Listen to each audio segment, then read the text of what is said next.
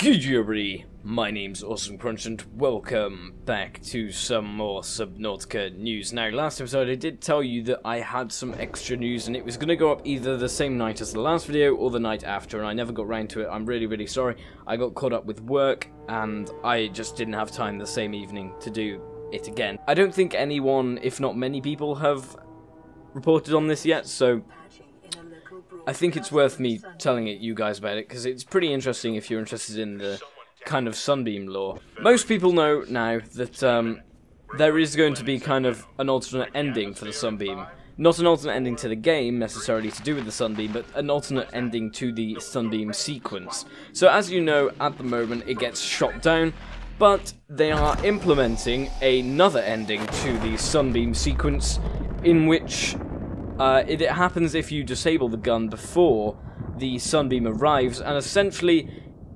they'll give you a transmission when you arrive at the place, I imagine, just as they're about to land perhaps, and they'll say something along the lines of, "We can't land, there's too much debris in the atmosphere from the ship getting shot down," which is why they won't be able to land, and there's now a voice recording for that, which I'll play for you now. Aurora survivors, this is trading ship SUNBEAM. We've tracked your distress signal, but your ship's left a giant debris field up in orbit. We can't attempt a landing. You're gonna have to head home. We'll send our data to Altera as soon as we can. Hold on in there. SUNBEAM out.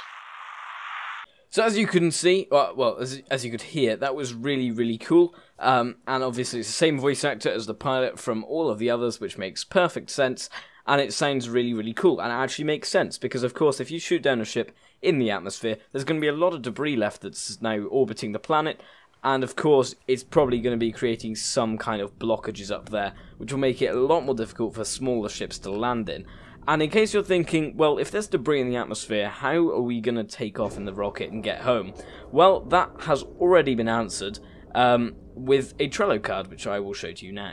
Okay, so this is the Trello card, and it is called Blast Off Sequence VFX, and essentially it's just a list of things that they want to do with the Blast Off sequence. Some of you may have seen this, some of you may not. So what they've got to do for the checklist is the clouds, the space skybox, the planet, which I assume they mean either the planet itself, 4546b, or like the moon thing.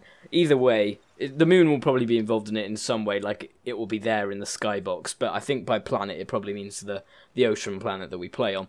Shield effect when debris hits the rocket, so obviously we have the technology to blast through the debris that's surrounding the atmosphere by using the shields. I assume similar technology to the shields that we use on the Cyclops to fend off any attackers. So that is the reason that we can get through this debris, whereas the SUNBEAM, which is a smaller ship, probably not needed. Shields are probably not needed for the SUNBEAM, it's only a small little trade ship thing. So they're also going to add sparks, the lights are going to flicker when you're actually going through the debris that the SUNBEAM couldn't get through.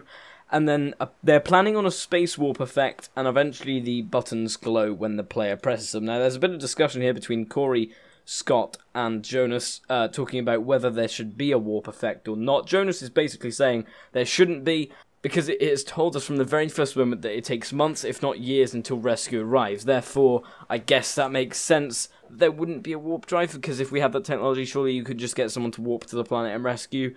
I don't know, but Corey and Scott seem pretty set on the warp effect, because it would give us a nice punchy ending to the end of cinematic. So I think it would be really cool.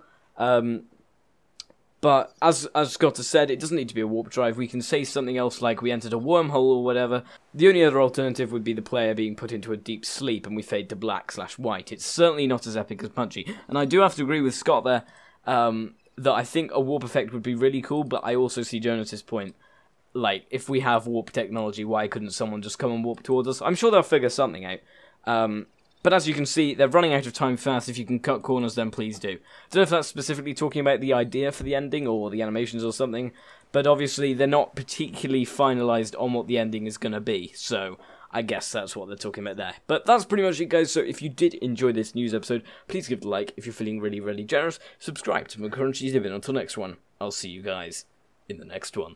Try, my friends.